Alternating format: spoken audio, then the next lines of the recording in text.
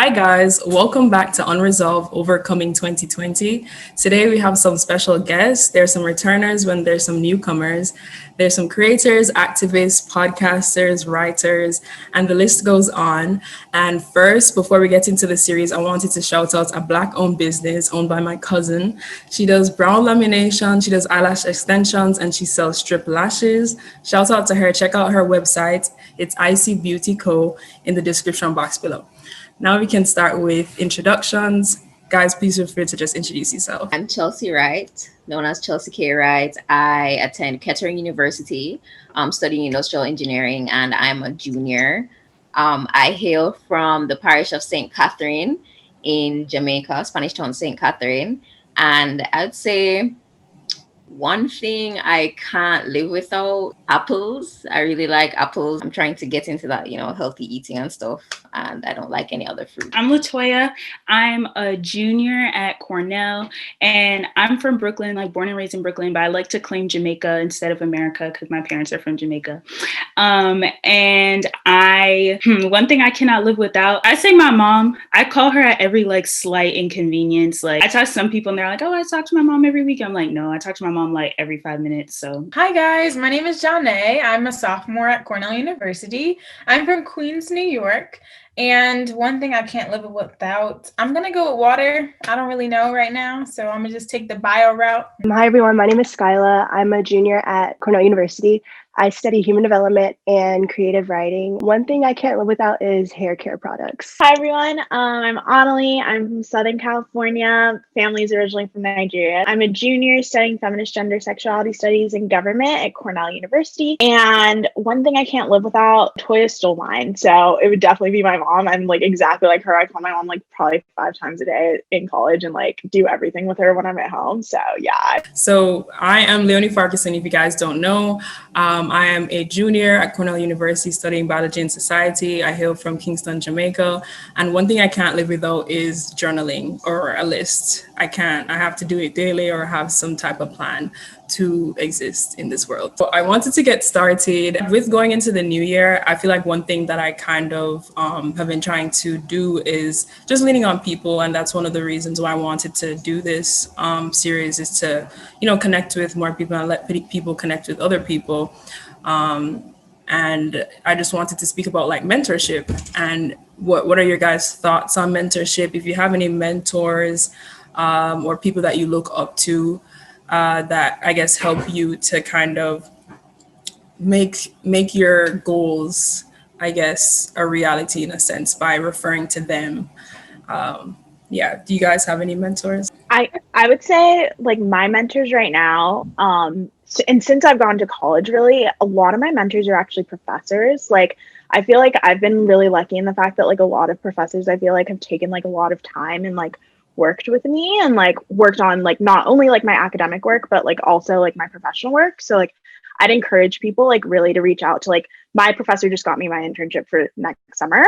There's just stuff like that where they're I know a professor was talking about this grant that she's oh, I think that you'd be good for that. If you're thinking about grad school, let's work on that. So I feel I've been really lucky in the fact that I feel a lot of academics at Cornell have really been just putting effort into me, which I don't know if I necessarily expected when I got here. But I would also say I feel that's one thing that I've been really I felt I like to pass forward. So I feel on campus I have quite a few mentees that we do lunches together and talk about what we're gonna do and how we're gonna work on our professionalism, but also on our social life and making sure that our mental health is good. So I would see that's where I am in my life with mentorship. I'd say yes, but it's in such a different way. In the sense that my professors are all male and white, so we don't relate. And that's fine, I guess. I've actually gone through this program called Built by Girls, where they pair you up with a mentor, a woman who is in STEM, and you shift, you rotate every couple of months. So every quarter you get a new mentor, which is cool. And I've met some really cool people through that. And then as it relates to being a mentor to someone else, if someone asks me a question, I automatically just consider them as like a mentee or someone that I will just like continue looking out for. So if I see opportunities or anything that might fit them, then I'll just like send it to them or say, hey, like, how are you doing, just to check in. So I guess in that sense, yes. Yeah, I'm just like, I think of it this way. I'm being that person that I would want someone to be, you know, for me. So at first I was thinking about the importance of mentorship, right? And I'm like, yeah, I do have some mentors that have been telling me like, okay, you slowing down right now is fine. Like during the semester, like even though I'm really excited for 2021 and stuff, during the semester, I was like, why am I not as like hardcore study like I usually am, where I usually finish things a month in advance kind of vibe. And now I'm just doing, you know, the next week's work. And they were the ones that were constantly telling me like, these are different times, like this dynamic times, and everything is going differently and changing, and that means that your standards for yourself and like things that you would usually do can also change. And that doesn't mean that you're, you know, not as good of a student or not working hard enough or whatever. And that definitely helped me throughout the semester. But also thinking about how there's tons of professors that definitely don't relate with me because of STEM. Like I'm a chemistry major, I didn't mention that prior, but like, you know, it's not like I'm on Zoom with those professors and they're like, oh my God, yeah, I know about this opportunity. Like that's not privy to me. So being able to have some professors or some people in my life that are mentors. And then the last thing is I felt like I'm usually somebody that has a lot of mentees. Like even in high school, I was always that person that's like, okay, I have these resources, so I'm going to give back. I have this, so I'm going to give back. But this year I have felt like I wasn't able to give back as much as I like to because it was so exhausting for me to constantly talk to people. Like so much was going on in my life that I really couldn't extend myself as much as I used to the point where I'm like, oh my God, am I not helping enough? Am I not doing enough? Once again, like having that internal battle. But just realizing that like you can help people in so many different ways than just like, you know, constantly talking to them on Zoom or whatever it looks like. You can help them by starting your own thing and like having conversations, or you can help them by referring them to other people. So really thinking about how mentorship also changed because of 2020 in this virtual world. Listen, like props to you for getting the next week's work done this semester, because when you said that, I was like, wow. And this is you slacking. That is not I, like at all. Like this semester, I was like, all right, what's doing the next 30 minutes? If it's not doing the next 30 minutes, that is not on my brain right now. But on the mentorship note, I feel like that's something that I've really been grappling with all year, in terms of like seeking mentorship a lot. I think I could relate with you, Jahnay, in terms of like always kind of being in that position where I am doing the mentoring. And I feel like that was the case like throughout high school, to your point. And I think in college as well, I feel like a lot of the organizations that I joined, I then assumed leadership positions, and like being in a leadership position and being a mentor to someone obviously aren't synonymous, but I definitely feel like I try to go above and beyond in all of my roles to like connect with the people that I'm working with and all that kind of stuff. So I definitely felt like at many points throughout the year, I was like, can I have someone guide me, please? Like, so, I mean, one thing I'm excited about though is that this is something I didn't mention before, but I got a job. I got an internship for the spring that I'm actually excited about. Thanks. And I actually had 3 rounds of interviews for that. And like all of the people interviewing me were the people that I'm going to be working directly with. And they seem really excited to like bring me in, and I'm supposed to be their only intern. So I'm excited about that. I feel like that will like become like a huge like mentorship opportunity for me. That being said, like I definitely don't want to sell short all the people who definitely help me out all the time. But I feel like I would consider them more so as friends than as mentors. But yeah. I feel like for me, like mentorship is also just a really weird relationship. Like I've always been the mentor for a lot of the people around me at home and like sometimes at school, but like as far as seeking mentorship, like I know how I am. Like I'm already pretty picky with every relationship I have in my life. So like seeking a mentor, like that's not, that doesn't exclude from just my ways with relationships, but also just like what I want to do with my life. I feel like it's so niche. Like it's hard to find someone who's gonna like see what I'm trying to do and not see it as like, okay, but like where's your focus? Like what are you really trying to do? And it's like I'm trying to really do all of these things, and like I don't know. Like, I feel like finding one mentor or like one like strong or just like even a few strong mentors is like not my thing. Like, I have to find just nice people or like great people in everything I want to do. And that's been the hardest thing for me, like finding all these people synonymously and like sticking with the relationships. Cause like even sticking with one is kind of hard, but like sticking with a group of people and then also like finding the people you like is just, it's difficult.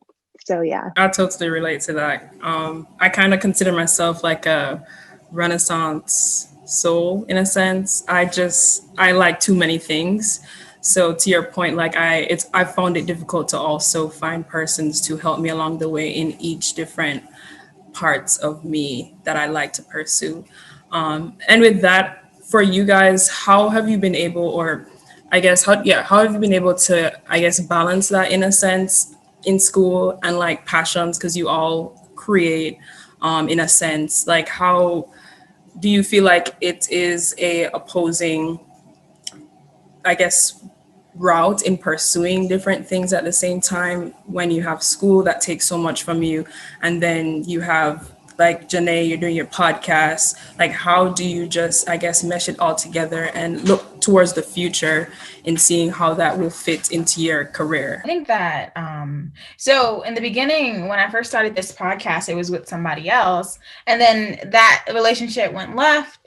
I won't go into that, but in general, taking it on your own when you thought you were going to do it with somebody else definitely puts a lot of pressure on you, right? You're like, oh my God, like I want to finish this. This is something I'm excited about, something I'm passionate about, but how am I going to find the time to do all this while researching and, doing this and doing that and working and all the other things that you have to do. So really finding a place where you're believing in yourself, that's first, obviously, but also passion, right? Like, what will you do for passion, or like, how far will you go for passion? And how far will passion take you? And then that relates to your career, right? Because you're like, all right, I'm passionate about this because this could possibly be something. People are making a career out of this, but this is vastly different than my career goals, because my career goals has always been, because of passion, being a doctor, right? So I'm always in that middle ground where I'm like trying to balance both, where I'm like, is there a place for me to still be passionate about podcasting and talking to people and communicating and also be this doctor, and finding that intersection? So I constantly like journal about it and talk to my therapist about it and do all these things to make sure that it's possible. And I actually found one mentor who was telling me like, all right, this is how you're going to do it. This is how you're going to do it. And that was definitely very important in my journey, right? Like feeling like, okay, you don't have to choose one or the other, or you don't have to leave this behind in order to do this. So I think now I've kind of thought about it in terms of how important is it for your doctor to communicate with you, right? Or how much can your experience at a doctor's office or in medicine change if your doctor was able to just communicate with you without this huge medical jargon, right? So just thinking about how there is a space for both your passions and your career, and not feeling like you have to hold one back or the other. But definitely something that I'm constantly grappling with. Yeah, I completely relate. And like everything that you said just now, Jahnay, like really like just boxed me. I feel like I've always been like a passionate person. And whenever I do something, like, as I said, like I do that shit. So it's just gonna get done to the best. And what I've realized is that like persons will want to kind of like place you in a box, or like society, or whatever you want to say, like we'll always want to place you in a box. And it's really kind of up to you to decide whether or not you're going to, stick with that label or stick with that one thing that they try to, kind of like place on you. I've decided to really look at like all of these passions that I have as like different strengths, because just listening to what you said, like how important it is as like communication for like doctors. And it's really about using whatever you have, as I said, to your strengths. Like you coming from, all right, for instance, me, like I'm a huge feminist. Side note, I have a nonprofit called Girls Who Know Jamaica, and we kind of like, we talk about like sexual and reproductive health, and we empower and educate girls. And I always felt like it was kind of like, you know, a contrast or like rubbing heads with like STEM and other things that I was interested in. And I've come to realize, like, just throughout this year by just talking to like different people, how great that kind of like outlook on life is. And it was something that I took for granted. So like my passion for, you know, social like advocacy and like just helping people and like the nonprofit world, like we need people who, you know, are great at STEM or who are passionate at STEM to be in these spaces as well. So I've started to just look at how, you know, how I can use those different passions that I have to my advantages, rather than looking at it like as a weakness or. I'd say like in my case, I feel like to Chelsea's earlier point about like, you know, when I do something, like I'm doing it and I'm doing it full out, like with my entire being. Like, I feel like that is something that I really love and like appreciate about myself. At the same time, I recognize how it holds me back at times because I can be really hesitant to start things if I can't see 12 steps ahead. So like I be seeing these posts where it's like, you don't need to see the whole staircase to take the first step. And I'm like, all right, but once I take that first step and there's no more other steps, then I'm suspended in the air and my ass gonna fall. So that's like how I be seeing things sometimes. And like, I feel like to your question, Leonie, about, you know, balancing, I feel like for me, a lot of the more creative things that I do tend to come when I'm like going through something and I'll just like write something and then I decide to post it, or like I'm just feeling whatever feelings and then I'll just decide to post it and then people interact, you know, and like that's kind of how things have been going. And I've always like had plans to do something more structured or to do something that like, you know, kind of has this more, that's more like decorated and just cuter and like is a thing, if that makes sense. And like, that's still something that I very much have in the works. Like I have pages and pages of notes and plans and this and that. But then I'm like trying to envision my life. I'm like, all right, if I started over this break and then the next semester starts beating my ass, then how am I going to keep up with this? You know what I mean? I'm just like, I don't want to start something that's here today, gone tomorrow. And like, I realize like I do overthink things at times, but at the same time, I'm also like, you know, I like to see a vision and then work towards the vision. And like, I'm like not as much of a short-term goal kind of person. So I'm trying to balance that before I introduce things that I then need to balance. So I'm just trying to like, you know, kind of find that place where I'm comfortable, you know, kind of just diving in and like working through it as I go. But I've like literally never been that person of like, okay, we'll just see what happens. Like, I'm like, nah, this is what's going to happen. And then we're going to work to make sure that it happens. I have like a different way of looking at it. Like I've been fortunate enough to have a father who's just like a really big creative. Like he just went with it. Like he went to school for pharmaceutical sales and now he's an award-winning gospel singer. Like how did that add up? And that happened like in his 40s. So it's like he just kind of went for it with the whole family. Like we were just kind of like looking at each other some days, like, what's going to happen next? Like, do you know what's going to happen next? And he's like, no, I don't know what's going to happen next, but I'm just going to go with what God's telling me to do. So I think I just kind of took that, like what happened with him and how it just really turned into a success because he was doing what he loved and he just worked hard. And I feel like if you find your passion, I feel like that's just a blessing in itself. And it's up to you, like, to figure out if you want to make that a career or if you just want to make it a hobby. And it's like neither of those things is wrong.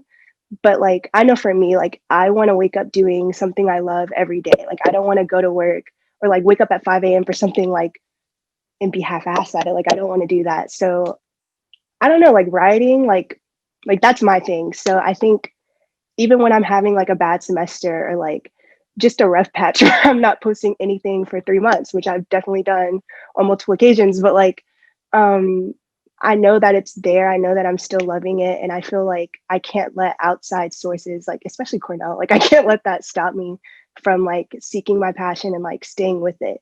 Like I know in the end, like, I don't know, like it'll it'll come together. Like if I just keep thinking about it and working at it, like it'll come together. And I just have that like really optimistic outlook on a lot of things, which can be like a burden sometimes, but like I try to look at it as a blessing for the most part. And, you know, for the most part, it's worked out too. So yeah, that's just my take on it. Like it's the faith part. Like you have to have that in order to be happy with making your passion a thing. I would say for passion and balance, that is something I'm totally completely bad at. I have in no way have been able to find like a balance in my life, but like honestly, I feel like I get a rush and like a high from that. Like I'm one of those people who like I'm in 30 million clubs and on boards for all of them, and then like also like I'm doing academic work, and like it's just like a ton of stuff that like I was actually talking about this with my mom literally yesterday. Is like I feel like just like as women and just like as like, and I don't know to what extent you guys are involved in like student leadership, I feel like I give out a lot. Like I feel like, and I can say this for like the people I know on this call, like you're giving out a lot of like your time, a lot of your energy,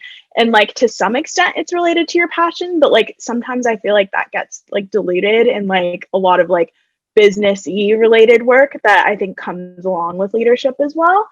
But I would say like as far as like separating my passion from my work, that's always been really hard for me because like I study my passion. So like I'm a gender studies major. So everything that I write has to do with like, wow, I'm really passionate about feminism, and like my love is like writing. Like I love writing, but then I'm a creative writing minor. So like, yes, I do that for fun on my own time, but like also you have an entire book due as your thesis to your professor. So it's one of those things where like everything I love, I think is very like entangled to what I work. But like to Skyla's point, like I couldn't be happier because like, yes, like when I get into class or yes, when I get into that meeting, like I had 3 meetings today before this call, like those are something that like is to some extent in like 50 years related to something that like I think I care about. So I would just say that like I think that like as like people who like are passionate and people who are doing a lot of work, I think like if you're going to give out that labor, and a lot of times like as university students, I think it's free labor, honestly, just because like I think about like the 7 hours I stay on a call for an e-board, like no one's paying me. That's time I'm taking away from the schoolwork I should be doing.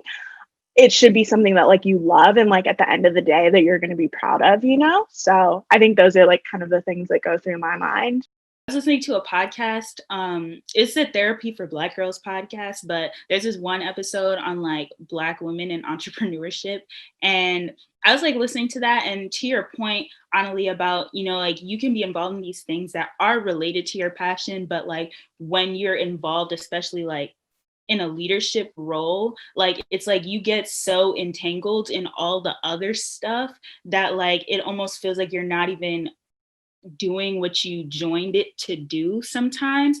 And like I definitely feel that like often, but at the same time I feel like it's hard for me at times to, because like I don't know, you see people on campus, especially at Cornell, like there's that point where like a lot of times people get older and then they're like, oh, I'm dropping all my orgs to focus on my life. And I'm like, wow, that's like great for you. But then at the same time, I'm also like, I don't know, the type of person I am, maybe it's just because like I'm not a quitter. So then I'm just gonna see it as like I'm letting everyone down, or like I need to see this through to the very end, like to the very last minute, like walk across the stage type shit. And I know what this org is gonna look like when I'm not here anymore. Like that's like where I'm at a lot of the time. And then I also feel like there's the reality of like sometimes there's that high of when your org does something like really great, you know, and you're just like, yes, this is what I came for, like this is why we're here. But then it feels like that only happens every so often because, you know, you have to put in the work in order for those like big moments to happen. So it's definitely, it's an interesting place to be in. But I really respect you guys as like all of you guys in terms of like being able to actually do these things. Like I feel like that kind of just goes back to like me. Sometimes I feel like I'm like dipping my toe in the water a lot of the time because I'm just like, if once I'm in there and I'm scared of drowning type shit. So like I definitely feel like I appreciate you guys' perspectives, and I'm like trying to internalize that as much as possible so I can like actually like do things. But at the same time, like I say that while doing like millions of things. So like I realized from the outside looking in, yeah, like from the outside downsell yourself. No, literally a lot of people are like, what? You feel like you're not doing anything? And I'm like, it's like me drowning in things. Also saying, dang, I'm not doing anything at all. So yeah, I mean, I don't know. I feel like sometimes I need to get out of my own head. Yeah, Lotoya, you said something really like interesting in terms of like your passion, and then it feels like, you know, like so much more than it, like doesn't feel how you expected it to feel, or maybe not how you expected it to feel, but it's like you only get those like highs or wins ever so often, you know. And like I completely relate to that in terms of like the org, like Girls Who Know and what we've been doing. Like sometimes your passion, well, for me, like sometimes it doesn't feel like my passion. Like sometimes it feels like work. And I feel like that's something that maybe it's a very like big misconception that, oh, like you're gonna feel happy all the time, or like in love with it all the time, like every single day. And like that's just not been my experience. Maybe, you know, it's unique to me, maybe it isn't, but like I feel like it comes in waves. I feel like that's something that should be out there more, because there is just like, oh, this thing where you have to be like happy all the time, or like you want to do it all the time, when that just hasn't been my experience. And like I love it to, like, that's my baby. Like I love it to death. Like I will die. It sounds like while you were talking about your passion, it sounded like you were talking about a relationship as well. Just like with any person, like when you first meet them, or like them rather, like you feel that spark and it's like, oh great, like I found it, it's cool, like I love this. And then you go hard for the first few months and it's like you're in the honeymoon phase and it's like, yay, like I still love this. And then like a few more months hit and you're like, damn, like I'm still in this and it's starting to get hard and I still have to stick to it because I said I was going to do it, but like sometimes I don't want to do it, or like you feel like you're still in love with it, but it's like, I don't know, like you still have to work at it and you still like love it, but it's like it doesn't feel like how you expected it to feel, like how you said. So yeah, it just sounded like you were talking about a person, and I feel like if we start seeing it that way, like our passions, we won't feel as much guilt or as much pressure when things aren't going how we expected it to go. I feel like this like was echoed like Lotoya, Chelsea, Skyla into like the like idea of like once you like kind of take leadership in what you're passionate about, you kind of like stray away from that actual passion. Like you have less time to actually like focus on that passion. And I feel like that's something that I've dealt with like my whole life. But I was just thinking about like recently, actually, I feel like, so like I write for Cornell's newspaper, and that's been one of like the things that I think that like I do for myself. And people were like, oh, like I really think you should do an editor job, like that'll be like a time, like that'll be good for your resume, like all that stuff. And I feel like at some point, like you have to like kind of separate, like, okay, this is what I'm passionate about versus like this is like what I'm working on, if you want to do that. And I know Skyla pointed to that, and I was like, no, I can't do that position, because like if I do that, then I'm not going to get to write. And like that's why like I love doing this. So I feel like sometimes like you have to recenter yourself and be like, okay, like why do I love this? And like think about why you love this, and like what about loving this like you kind of do, if that makes any sense. But I feel like that was like a decision that like sometimes like I think like reevaluating, taking a step back, and like making sure that you're prioritizing like that joy and that passion, I think a lot of times like kind of fuels you. Not satisfied. I have a bad habit of also not being satisfied. So kind of what Lotoya was saying, like I'll do 1,000 things and be like, I'm not doing enough.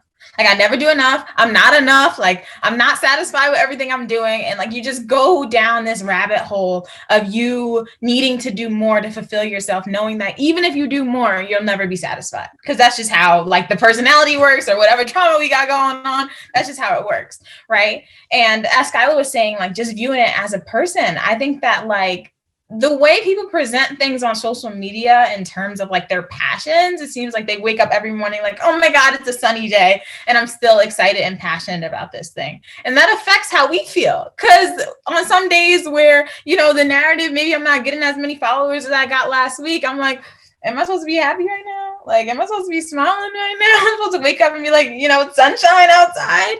So just really like, I don't know, redefining what happiness looks like in terms of your passion, kind of like what Anuli was saying in terms of, you know, like calibrating that. Like, okay, not every day I'm going to wake up and be excited about this or as, you know, overjoyed and stuff like that as I was in the beginning, but that doesn't mean it's not there. That doesn't mean that next week I won't feel that spark again, but just like accepting that you don't have to have that spark every day and just like, you know, sitting down and be like, okay, so what is making me feel like I don't have this spark anymore?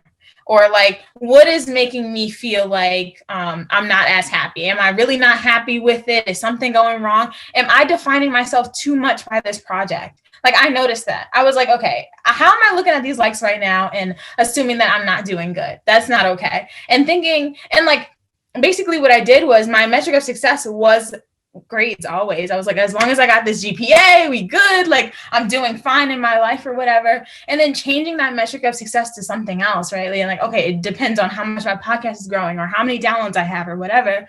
But now using that metric of success too harshly, I guess, or like, you know, being too harsh on yourself if you're not achieving that. So really thinking about your metric of success as an individual thing can help too. So I'll be like, you know, if I talk to this many people or if I have this conversation or whatever, where it's more so an individual day by day thing that can make you successful and not necessarily like, okay, I have to have, you know, 100K followers or something like that. So just like redefining our metrics of success could help too.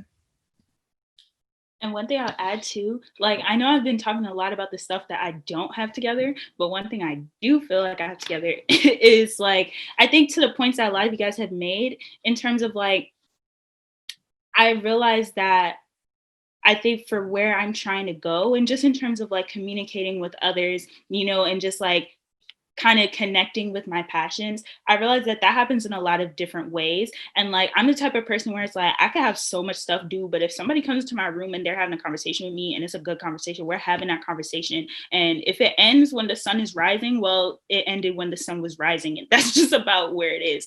And like, I feel like sometimes I'm like, dang, I need to like address that. But I definitely realized like, I think some of the most memorable things in my own life are like those moments, you know, that like, this long conversation that we had in a dorm one night with like everyone who just happened to pass by the room, you know what I mean? Or just like stuff like that, or even like being on the phone for like way longer than you thought, but then it was just like such a like eye-opening conversation, or just like going on a trip somewhere and then just having like such a like life-changing experience, or just like having these small moments. And I'm like, you know, when I'm established or whatever, you know, like when I'm engaging with these different groups of people, it'll be those experiences that inform those conversations or that inform those interactions. So that's one thing that I like can really appreciate, because sometimes I really do think like, to your point, Anuli, about, you know, not taking the editor position, because then you're like, you know, then I won't be able to write. And I think that's something that I grapple with going into every break. I'm like, am I going to get a job, or am I going to commit to this thing that I said that I wanted to do for so long? But then I'm like, I'm broke as fuck. Like I'm like, I need to work, you know? And then a lot of times, like, I feel like that was the case with last summer. I ended up doing 2 jobs at once when I went into the summer with like nothing. And I was like, okay, well, I'm starting with nothing. So maybe that means that I can like really tap into this like passion project. And then boom, I was like, all right, 2 job opportunities opened up. They were both part-time. So I'm like, all right, I'm doing both. And I'm going to try to like, you know, stack up as much as possible. So sometimes I definitely feel like I make decisions out of necessity that may feel like they're compromising my passions. But one thing I do appreciate is that every day, you know, the clock keeps ticking, you keep living, and all of those experiences are going to add up to like something really great eventually. And I remember Amanda Seales was on the Breakfast Club one time, just like really quick, but like she was talking about how she hosted the BET Awards from like her living room, basically, this year, I think that was. And like, I just remember her saying like, you know, it wasn't what I studied in school. It wasn't this, it wasn't that helped prepare me for that moment. It was when I was younger making videos in my basement, like, and just trying to like figure out this green screen stuff. Like, that's what prepared me to host the BET Awards, like in my adult life. So I feel like that's something that I really like kind of took away from that you don't know what's going to be contributing for versus what's not going to be. So it's like I spend a lot of time worrying about what I'm not doing,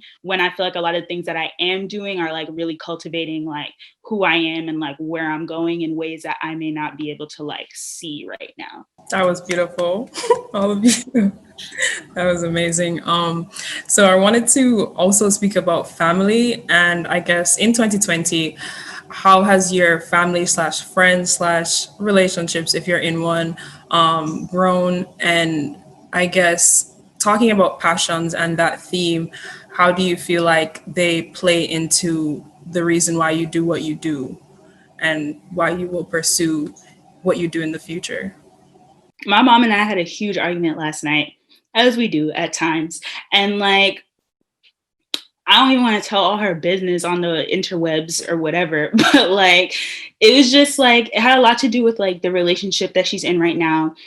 She's divorced. So my dad and her just don't have a great relationship. And like, I don't really have a great relationship with my father either. Like we talk when we talk, and it tends to be like months, probably even a year in between at times. So like, that's where I'm at with like those relationships. And like, my mom and I really had like a really heated argument, and like at times like we both ended up crying, but I think that the common ground was that I really want what's best for her, you know, and like there are things that like really scare me, especially when it comes down to relationships with men and like with Black men in particular. Like I have so many like it's really hard for me sometimes. And I think that there's also that cultural difference, because like my mom, she was born and raised in Jamaica, whereas like, you know, I'm a lot more Americanized. And like, well, I feel like there are a lot of common values. There are a lot of things that we don't see eye to eye on. So like this idea of like a man of the house, that makes no sense to me and probably never will, you know. And like, she thinks that that's because I didn't really grow up with the father figure that she wanted me to or whatever. But I feel like this has everything to do with everything that I've seen her do, you know, in spite of, like, it's like in spite of, here's my mother doing all of this. And that's the only reason why I'm able to be where I am today, you know? So I'm like, you're my priority. Like, I'm trying to see you be great. I don't care what this man has to say or what that man has to say. Like, none of this, like, and she's like, oh my God. Like, I feel like I actually wrote like a little poem about this the other day, and it was not even supposed to be a poem. It was just an introduction paragraph for one of my finals, but I just kind of went in and it was poetic or whatever. So, but like I had written in that, like, I feel like at times my mom is scared for me because she's scared that I'm going to be alone. Context, she thinks I hate men, right? Whatever. But like, here's the thing. I feel like she doesn't want me to experience loneliness. She doesn't want me to experience a lot of the hurt and the pain that she had to experience, you know? And I understand that as much as I can at my age and like where I've been in life. But like, I think that we disagree in terms of me saying, you know, I feel like a lot of times you make excuses for men, you know, or saying things like, oh, he's a man and therefore that's why this. I'm like, no, like, no, that's unacceptable. And just stuff like that. So I feel like in terms of my relationship with both of my parents, I think that drives a lot of the work that I do right now. And like a lot of the ways in which I approach relationships and just the way that I view life. And I think that like my family has, and just what I've seen growing up, like both like the beautiful things and the very painful things have like very much informed like just my entire perspective and everything that I do. And one thing I'm really trying to do is like, you know, speak from a place of love every time I open my mouth. And like, that's what's important to me. And like, I understand sometimes people's feelings are going to get hurt. Like I've just accepted that I'm like that person where like, not all the guys are going to love me because I'm going to hold them accountable every time, you know? So if I'm in a friend group and like you're disrespecting my friend, you don't even have to have looked at me all night long. We're not friends right now because you disrespected her and therefore I'm going to put you in your place. And that's kind of where I've been a lot of the times. So, I mean, just trying to find that balance, you know, of making sure that everything I do is coming from a place of love. And I think that my family just has everything to do with that. And like I said earlier, like my family's going through a lot right now. And like, I think a lot of people say this, you know, it's my driving factor, you know, this is who I'm working for. And, you know, I'm trying to create that generational wealth and put it forward and put it back and yada, yada, yada, you know, and I feel like that's that's the mindset that a lot of us kind of have to be in, especially when you come from a certain like, you know, place, especially financially. So I definitely feel like that's true for me as well. And I'm just trying to like balance all of that while also living my own life, if that makes sense. Like I want to make sure I'm not living my life for anyone else, but the way that I'm living will benefit the people I love, if that makes sense. Like I realized, well, I knew this, but my relationship was really shaky with men as well. So like I took it upon myself to like try and fix it this year. Like with the 2020 thing happening, I was like, let me live with my dad for the first time ever this year and see what happens. Like just entering a new relationship with a man as well. So it was just a lot emotionally between the months of March and May that I was not expecting. And honestly, like it just made the relationship more complicated, the one I have with men. But like in the end, I've just kind of like realized they're weird creatures. Like I don't think I'll ever understand them. Like it's okay. But it like forced me to focus more on myself and like, why do you want to cultivate this understanding of them? Like, why is it so important to you to like, not really please them, but like, I don't know, like be the best version of myself in front of them at all times. Like, why is that so important to you? So I had to like ask myself some really hard questions this year regarding men. And then like, it kind of just flowed into my relationship with women as well. Like why, I don't know, like, why don't I put the same effort in my relationships with women? Like, it's just, I had to come face to face with a lot this year.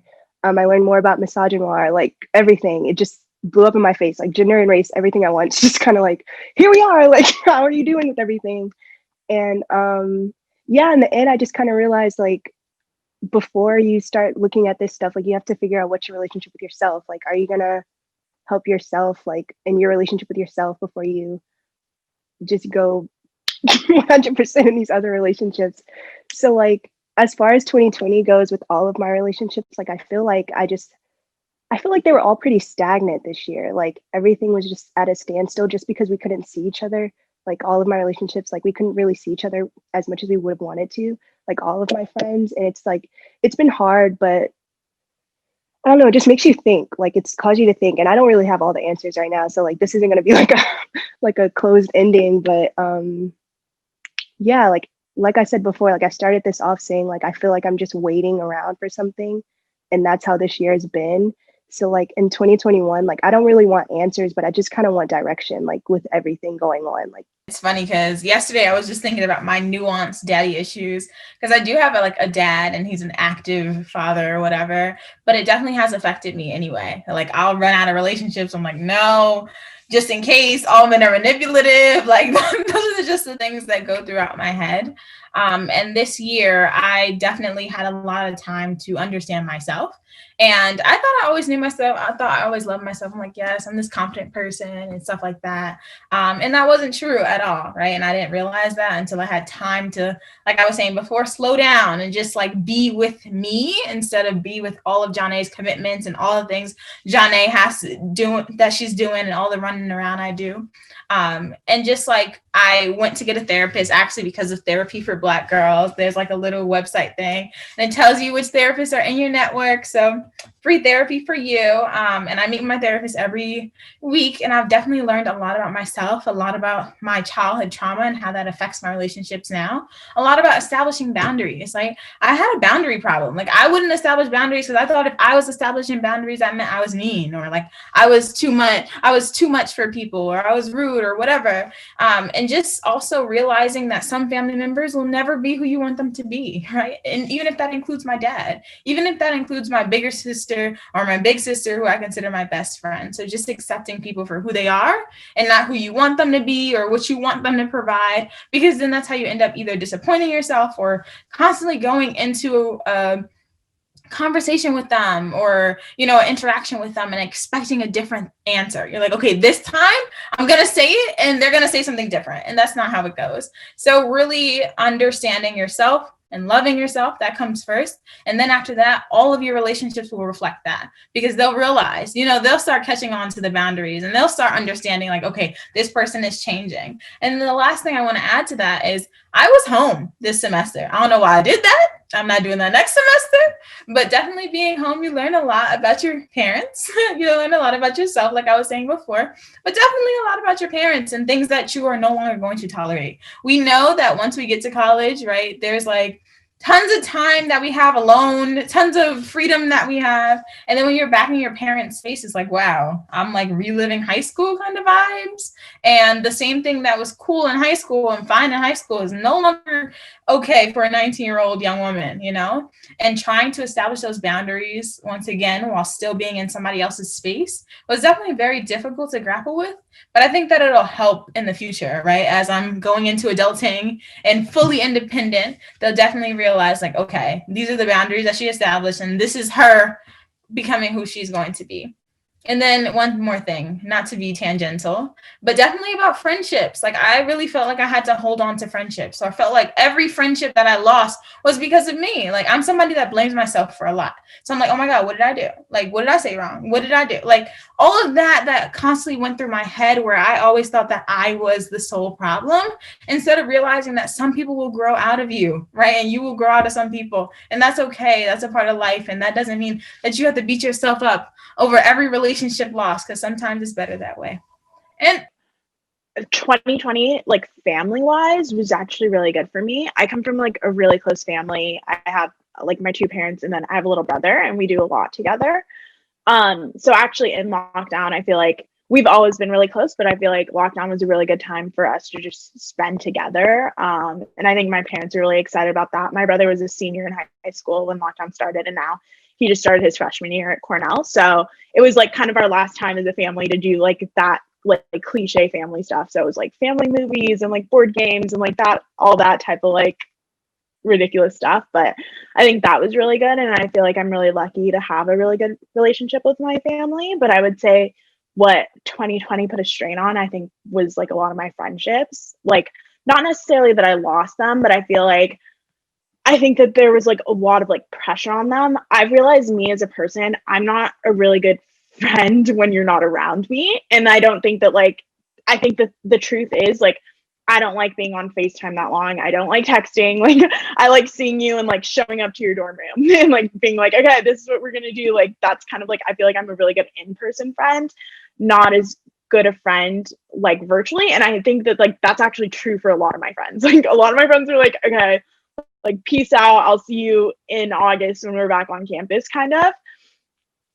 And I think just like honestly in general, like I think that was really hard. Like I feel like in 2020, I feel like not that I lost friends, but I feel like my relationships weren't as close with them and I wish that they kind of were, you know? So I think like that's like one thing that like I'm trying to like work on. Like I feel like intentionally I'm like, okay, when we get back to campus in 2021, like I want to make sure that like I'm checking in on my friends, making sure that they're like doing well, like feeling like we have like a relationship, even if that relationship's different than it used to be. So like it's like realizing that like some of my friends really don't feel comfortable being in a room with someone right now, which makes complete sense. So like, hey, like you need to decide that like if you care about that person, you're gonna get on Zoom with them and like talk to them for 3 hours and like the normal time that like maybe you guys would have had dinner together or something along those lines. So I think that's something that like I'm kind of like trying to think about and trying to work on. I feel like a lot of people were going through like a lot of like mental health / social issues this year. And like they might not have been able to be your friend in the way that like they previously were.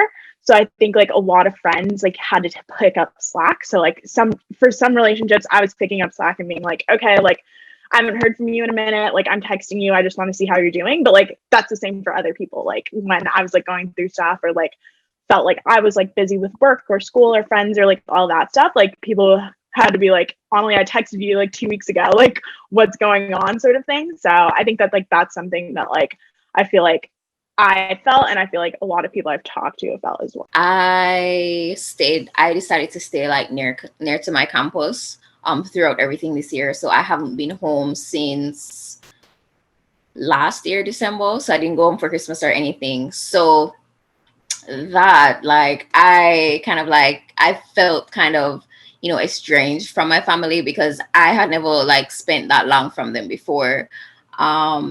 I'd like to believe that I have a very, very close family. It's my little sister, my dad, and my mom and I. So yeah, I felt like we throughout like quarantine and everything, it wasn't anything different, seeing as like I had been away at college for like however long now. So it was just kind of oh, okay, so let me just get it out of my head that I'll be seeing you in December, and like kind of like switch that to something else. So yeah, we kind of just like stuck to what we were doing, constantly calling. So I felt like, you know, nothing really changed for that. What did change, I think, was definitely the relationships I had with like myself and my boyfriend. So we were able to quarantine together. And you know how that thing where people say, oh, I like in your 20s, you should be like focusing on yourself, or you can't be focusing on yourself or like level up and like still be in a relationship. I do not like think that's true. I personally believe that like this was one of like my best years, because of like how much he really helped me and kind of like showed, like he held up so much. It was like a mirror, and he held up so much like things that I didn't even realize that I like believed about men, being from Jamaica and how our society is. Like I had so much like trauma, and like I realized I was just taking all of that. Like I just expected him to, you know, have like everything, or like be like, you know, the typical person or man that I had like known all my life, you know. So like I realized so so many things about myself this year because of him. And we've literally just been chilling. I'm not tired of him yet, which is great. So yeah, I'd say, I'd like to say I owe a lot of like the how great I was mentally too, to just like being able to be around someone who gets me and who like understands and who is willing to kind of like, you know, do that work with me, or like have a space that's not that judgmental. So yeah. And then in terms of like friendships, I would say it's been the same. Like I would say some of my best friends are like friends from high school. I used to think that like there's something wrong with me because I just couldn't relate to people who were around me in the same area, like in my school. Like I just couldn't connect on that deeper level with them. And I realized it was just because we go to a small school. Half of the people are like white and male, and like we just don't have, we're just not going to connect. So I kind of like released myself from, you know, trying to fit into that, or like fitting into things that, you know, like I just genuinely am not. So yeah, and like I leaned, so I broke away from that and kind of like leaned into the friendships that I already had, and like starting to really strengthen those. And yeah, it's been an emotional year, but I've definitely grown a lot, and for that I'm very grateful.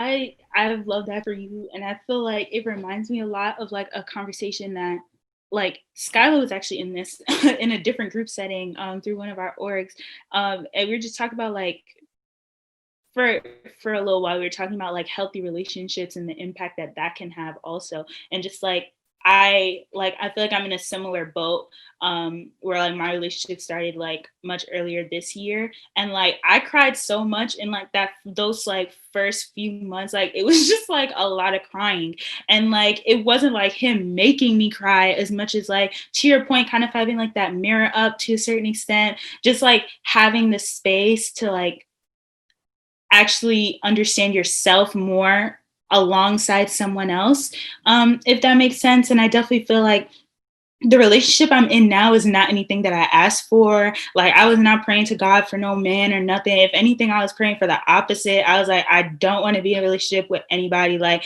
I have a big fear of being associated with a man. I'm like, you're not going to embarrass me. Like literally, like that's just how I've been to a certain extent. And like, I know, like, especially I had come out of like a pretty long-term relationship before that. And like, it was just important to me to kind of, you know, have that space to get to know myself better, independent from someone else. And then that's just not how things went. Like, I feel like this year was just like a year of like, you planned this, well, too bad. Like, so that's kind of what happened with that. And I definitely feel like it worked in my favor so much, to a point where, like, you know, I didn't feel like I was with somebody that I had to constantly be taken care of, or someone whose like issues I had to prioritize over my own, or someone who just needed me. And that was probably the extent of that. Like, I don't know if you love me, I don't know if you care about me, but I know that you need me. Like, I feel like that's not something that I feel in this relationship right now. So I definitely feel like that was like a benefit. And like, I would also agree with what a lot of you guys said about, like, you know, being distant from a lot of people this year. And I feel like one thing I learned about that was that, at least for me, I like narratives in my brain, right? And I be making them up. So like, if I haven't seen you in a long time, I'm like, these bitches, like, they hate me, like, and like, look at them all together without me. I ain't getting no invite, da da da da da. And then I check my laptop. The message came to my laptop, not my phone. It was fully an invitation. Like, it was just stuff like that, where I realized, like, if I spend enough time away from people, I start to create a whole narrative in my head about why that is. And I feel like a lot of that probably goes back to trust issues or whatever the case may be. And I think that I have very high standards for the people around me, where it's like, one thing my mom is constantly telling me is like, Lotoya, not everyone is you, you know, not everyone moves the way that you do. And therefore, like, when I'm in a friendship, I'm like, all right, I'm putting it all out on the line for you right now. This is what I'm expecting from you. Like, if I'm in a place of need and I feel like I can't turn to anyone, then I'm like, okay, I have no friends then, because there's no reason why I should be feeling like this and not having like a bunch of different people to go to, if every time I go outside, I can't walk down a strip and not say hi to 100 people. You know what I mean? Like, so that's kind of something that I realize, like, I tend to, you know, kind of create narratives in my brain about what's going on. And I realize that sometimes I need to go out of my way. I need to go, you know, stay with you guys for a day. You know, I need to go interact with my friends to remind myself, like, you know, this is why I'm friends with you guys. You know, this is what our relationship is really about. And just because we can't see each other all the time doesn't mean that, you know, it's fair for me to then, like, you know, impose things upon you guys. And lastly, I want to recommend a book that I actually had read. I didn't even finish reading it. Like, it's just full disclaimer, but like, it's called My Soul to His Spirit, and it's by Melda Beatty. And it's actually a collection of stories and like poems and like just like little pieces, like letters and stuff from Black women to their fathers. And like, the way that the book is categorized is like, there's like a bunch of different chapters, and each chapter is like titled something different, like based off of the kind of relationship it is. So there's like a distant, there's a loving chapter, there's like a deceased, abandoned, neglected, like, and it's just like categorized in that way. And I remember, I'm pretty sure the first chapter was loving, and like, I couldn't even finish, like, I honestly didn't make it past the first chapter, because like, I just remember like reading some of the letters like to their fathers, and I was just like, and another thing I'll add, it's like a range of ages. So it's from like teenagers to like older adult women. So that's another thing I really appreciated about it. But like, once I started reading it, I just remember I was just going through it. I was like, nah, I need to put this down. Cause like, I was like, I don't know if I'm jealous or what. Cause I thought I would have started getting triggered at like the abandoned, neglected. Like, I thought that's where it would have started getting a little, but it was in the beginning where they're like, I would wait at the window for my father to come home from work, and then he'd come in and everybody would run to him. And I was like, whoa, like, and I was so triggered just from like the very first few pages of the book. I'm like, well, I don't know why I'm so mad right now, but I'm upset. So I'm going to put this down. But I've definitely been meaning to like go back to that book. So I think it's been relevant. So I would recommend it. If the end is terrible, I don't know what to say, because I didn't make it that far. But yeah, I'm going to recommend it either way. Lotoya, I really love that you brought up a point about you not trying to or needing to stop comparing yourself to others, in that trying to have them uphold a certain standard that you set. And I wanted to talk about love languages, because I feel like that is kind of a route in which we look at people, and we look at the lens that we kind of look at our relationships with. And I wanted to ask you guys, do you know your love language, and how has that affected your relationships? Is there a certain like line you've had to draw because somebody can't fulfill, whether friendships or relationship, that for you? I actually made a tweet about this like a few weeks ago because I don't know what my love language is anymore. Like for the longest time, I thought it was words of affirmation. Turned out I just had trust issues, so it wasn't that. And like I guess it was just like from a lot of, again, my relationships with men. Like this is what I was seeking, and it's not what I was getting. So I was like, okay, that's my love language because that's what I like the most because I'm being deprived of it. But once I got into like this new relationship, like this healthy relationship, it's like he's been providing me with all of these things that like suck him to all these love languages that I don't even know what it is anymore. And like I've been trying to navigate through which one it is, but like I've also just come to the conclusion like maybe it's all of them. Like I don't know how it works, but maybe it's like a little bit of all five. So I don't know. I just had to add that. Like I don't really know. Is it the person that's changing my love language, or is it me just that's changing my love language? And that's definitely something that like I think we all might go through. I don't know. But I definitely know one thing for sure is words of affirmation is still up there.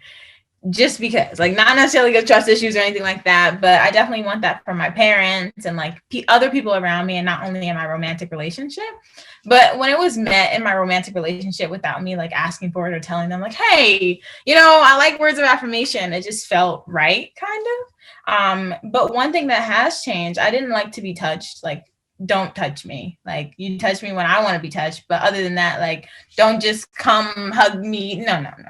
But recently, like, I like to be hugged and like, my arm to be touched and my hands to be touched. So that's definitely something that I definitely see changing. I don't know if it's because I've been in quarantine so long that like, I haven't had any hugs or anything, but yeah, that's something that definitely changes. And I think that after you just shared, Skyla, I'm going to go think and reflect about what has changed. But another thing I don't like is acts of service. I don't know why. I think it's I'll do everything for myself kind of energy that makes me not want people to do things for me, or like. I felt that. I feel like I can relate to like, I don't know, to a certain extent. I feel like I don't know what mine is either. I like did the little test thing and then I don't even remember what it told me. I just remember it being like a little bit not what I expected. And like I definitely feel like words of affirmation was definitely up there for me. Just because I feel like, I don't know, people always say actions speak louder than words, but sometimes I feel like the way someone speaks to you a lot of the times can also just reflect the way that they think about you. And especially how they speak to you when they're not necessarily happy with you. I think that can be very revealing. Like, it's one thing when like, you're good with someone and you have conversations, but it's another thing is like, what happens, when we disagree? What happens when we're not seeing eye to eye? How do you speak to me then? I think that's something that's super important. And that's how I feel like words have always meant a lot to me. And like, I don't know, I also feel like the gift, there's like a gift giving one, I think, like, and like, I really like giving gifts. But I realized one thing with receiving gifts, I don't know if it's like the Jamaican upbringing where like anytime anybody gave me anything, my mom would be like, go give it back. Like, give it back. Like, she's like, how much is that? Nope, give it back. Like, and that was kind of like how I grew up. So like when people give me stuff, I'm like, damn, like, what am I going to get them? Like, I'm like looking at it. I'm like, how much does this cost? How can I match or top this? Like, and it kind of stresses me out sometimes. But I definitely realized that I relate to what you said a lot, Jahnay, in terms of like being touched, like PDA and all of that. I'm like, like, please no. Like, no, like I think it's also that fear of like being associated with someone, like it really going back to the embarrassment thing. Like when I'm not with you and you doing some wild shit, I don't want anybody to think of Lotoya at all in that moment. Like, that's you doing you, like, and I feel like that was part of it. But I definitely feel like being in the right relationships can help you realize a lot of things that, you probably didn't realize about yourself before. I think mine are definitely words of affirmation, gifts, like giving, because like I like to give gifts. But going back to the whole Jamaican thing, like if my gift isn't like equal or higher, like I'm gonna feel some type of way. Like I'm gonna be like, oh, like, is it not enough, or like, it's not on the same level? And I feel like it stems from the same thing, like getting gifts or like, anything of that sort. My parents would always be like, or my mother would be like, you don't want anybody to have anything to say or like have anything over you. So, you want to make sure that you nip it in the bud or something like that. So yeah, I definitely feel like your love languages change as you grow and develop, because I mean you change. I definitely feel like that's like I've experienced that, or like based on like the type of person you're with. So like for me and my boyfriend, he's definitely like a acts of service type of person. I've always been words of affirmation like person, but I actually don't think it's like a deprivation from other people. I think it's like actually like from myself. Like I feel like I like to hear good things about myself because I never tell myself good things about myself. Which like I think it like actually plays to Skyla's point as well, is the fact that like I think like for someone who like spends a lot of time like going at stuff and like feeling like, oh, I need to accomplish this or whatever. And I feel like I'm very critical of myself. So like, I don't think that's necessarily a bad thing. And the fact that I feel like you can like request love in ways that you're not able to give yourself love is just the truth. And like the fact that like sometimes I need someone to say like, stop, or like someone to say like, hey, like actually like you did a good job on that, because like maybe I won't be able to do that for myself. And I feel like people like around me kind of like know that. So I feel like I've been like really lucky to have people that have like done that as well. But it was also just like interesting reflecting. Like I feel like a lot of us kind of said similar things, which I don't know if that means that we're like all like kind of like similar people, but like I think that like also kind of shows that like I think like where you're at in life and like what you're kind of doing like might reflect like the way that like you feel like you need to be like treated or like taken care. I don't like the word taken care of, but like the way that like you feel like you need to be respected, that might be a better word. Because like I think like it kind of like just depends on like the person you are, because like I know my mom, like she loves a gift, like if I give her that, like she'll be happy, and like that like makes her like heart happy. And like, but which is also funny, I was just thinking about this, like my mom is not the person to go shop for herself. Like she'll go out and like she'll get something for every single person. So like that might be like, hey, like I might not be able to do that for myself, so like maybe I need someone to do that for me. So that's kind of how I was thinking about it. For sure.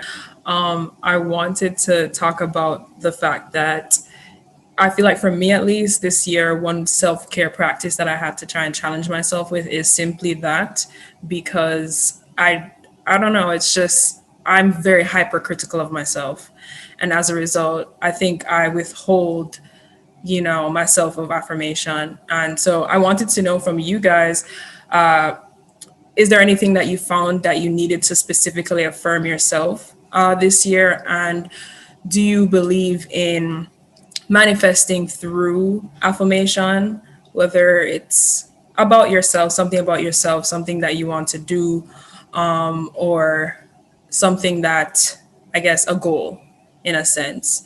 Do you try to combine the two? Is it a goal for you, something of that sort? Because I've been trying to figure out, I guess, how to be positive through my words, for my own, I guess, self reflection, but then also for practical elements of my life.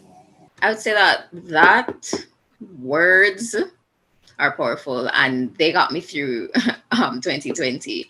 Like I remember writing on like my whiteboard. As a hyper planner person, I have like I do my plan, like my planner, and then like I transfer it to a whiteboard so I can see it and do my stuff. And then like on like a huge section, I would have like, you got this, girl, kill it this week. Just like things like that to really hype myself up. And the key to it, or what works for me, was just like reading those words.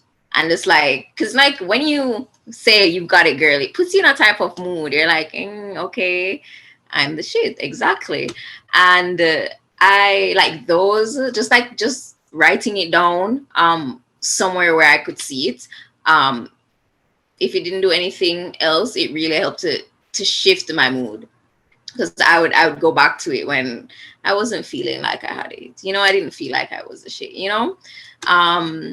So yeah, in terms of like journaling, I would say just kind of like writing a list of things that I was like grateful for, say like every so often, like every month or so, really helped to put things into kind of like perspective.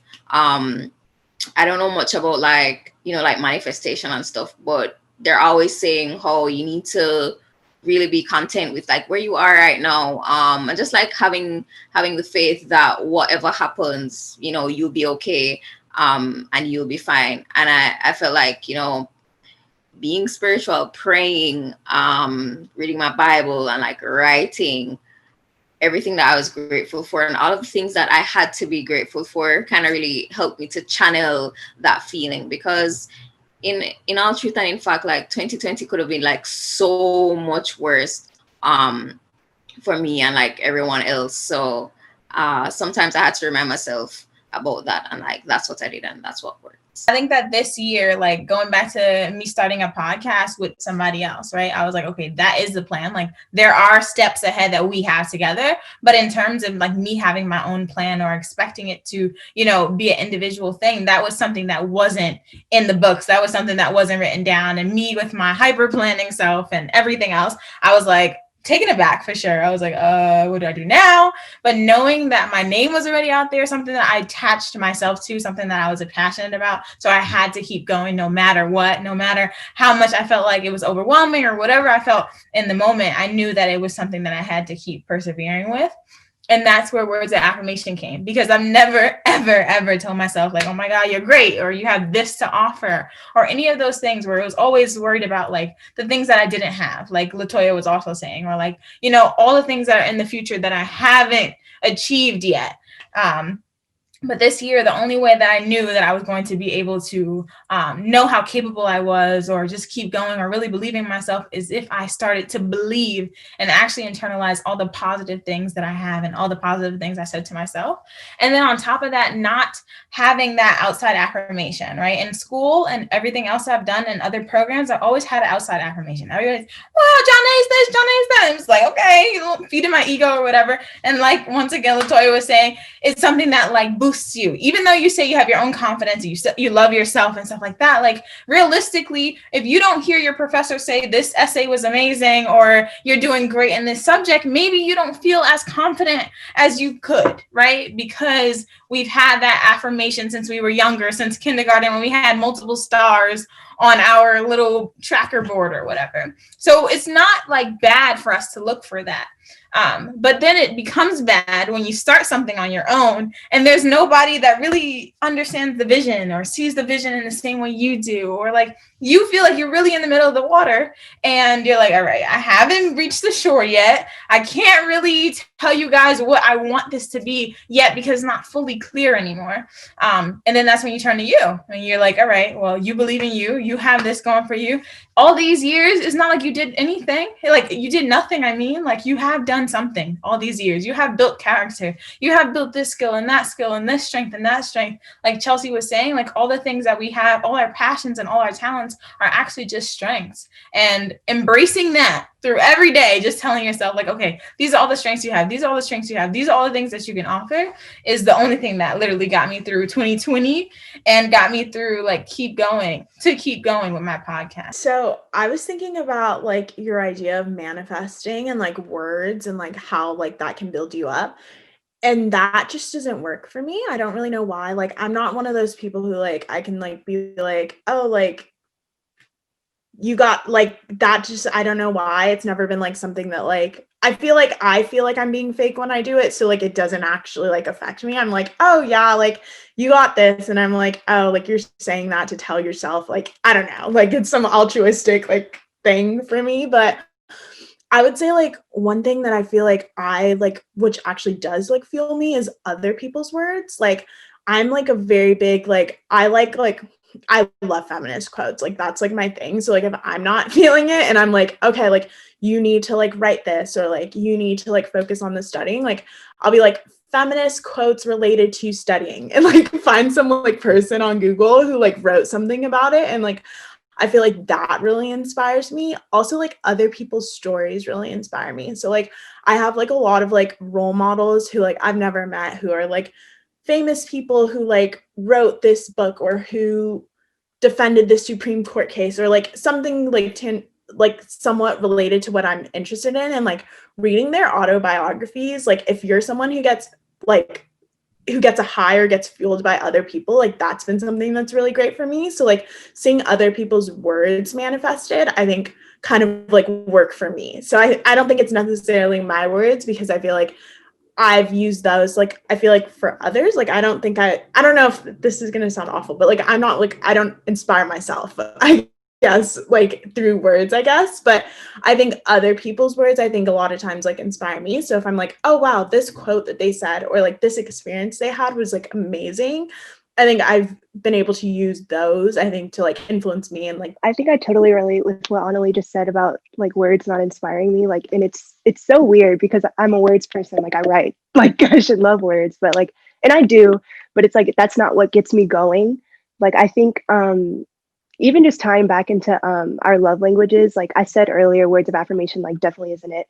But like when I said I don't know, I think it could be physical touch, because like I've tried to like explore that more this year, like just because I felt like that love language I've always tried to like put aside, because I feel like it's just, I've just tried so hard not to make it a superficial thing. Like I feel like that love language is just already so sexualized, like, oh, you need sex, like that's how you fulfill that love language, and that's just not true. Like I feel like this year I've just invested more in my skincare. That's a physical touch language.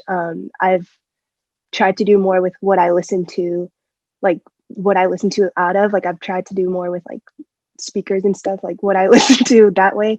I've done my nails more, like I try to tint my hair more. I don't know, just like a lot of things that just, not self-care specifically, but like, I don't know, just like working out, eating right.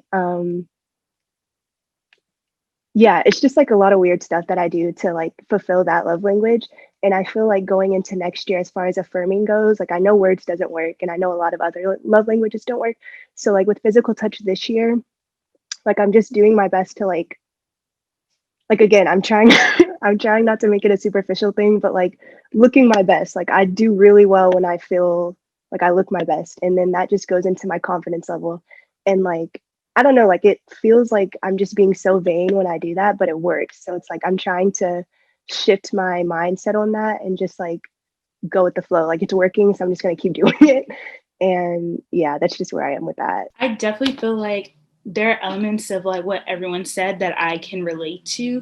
And I feel like for me, I don't know, like there's a thing about like decorating for me that just like gets me going. And I feel like that's in like every aspect of everything. So like my laptop is like covered with stickers and stuff. And it's like some of them are words. Like I have this one sticker, it says like I'm Black, I'm a woman, I'm beautiful, blah, blah, blah, whatever. And then on the other side is the picture of Oprah, my queen. And like, and I have like just stuff all over my laptop. And then even just like down to my lock screen on my phone, you know, just making sure that it's something that brings me joy every time I look at it. You know, like my walls in my room, like at school especially, like I had this like really great tapestry up, and it's like a Black woman, but there's like a bunch of flowers coming out of her head, and I'm just like, this is me, this is my essence. Like, and then like on the other side of my wall, like this is one thing that I've incorporated into my room every year of college that I like really like love and appreciate, and I feel like I grow to appreciate more and more each year, is like I have all of my cards that I've like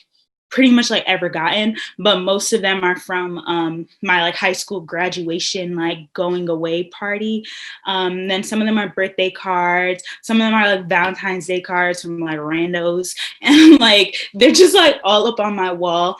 And like, one thing I really love about that, it's almost like, it's like a bunch of different people just like looking at me. And like, I have those all up on my wall, like right in front of my desk. So it's like my desk, and then like my like bulletin board thing, my calendar's here. And then the cards are just like everywhere around that, like literally taking up the entire surface of my wall. But then it's like, you look around, like there's the ones that are like, you got this, or they're like, congrats, we're so proud of you. Or like, even like, there's one that's like literally like a strip of loose leaf that like my godmother wrote and threw in an envelope with some money for me. me. But like honest, she's just like, love you, Toy. Like, we're so proud of you. Keep going, you know, and just stuff like that. Where it's like, I'm like at my desk, I'm like, there's nothing I would rather not do than this work right now. And then like I'll look up, but it's just like, it's like all these people just kind of rooting for you, you know, like all these people just saying like, you know, even if it's not somebody that you're calling and they're telling you this right now, it's like at a point, this person gave this to me, you know, and told me how much I mean to them. Or like told me how great this time spent with me was, you know, or just like told me how much they're rooting for me or how proud they are, or just like, congrats grad, you know, or just like, oh, can't wait for 2022. Like literally just like some of the like cheesiest things. And then some of the cards like, oh, you're my superhero, like just stuff like that. I think has always just like driven me. And I think to Skyla's point, I feel like this goes into decorating too, just decorating my whole body. Like when it comes out to like, oh, this is about to be a shit day, but I'm gonna look great doing it, you know, and like just stuff like that I think is really important. And I realized like when I go a long time looking bummy, like it correlates with how the time has been going, like 100%. I'm like, wow, I haven't like pulled myself together in a long time, and it shows, like, and it really shows. So I think, and like even like Pinterest boards, those bring me much joy. Like, and just a lot of things like that. I feel like just decorating in general, making sure that everything I own, everything that surrounds me feels like me and like feels like, you know, where I'm going, if that makes sense. So yeah. Thank you guys so much. And that is it for today. Those are all the questions that I had. Thank you guys so much for answering them, but then also adding so much. I feel like I don't have to do much because you guys are just, I feel like I go to therapy, like just listening to you guys. So thank you guys so much. And for those who are watching, thank you guys so much for watching. And I hope you guys keep on engaging in the conversation that we're having. And yeah, that's it.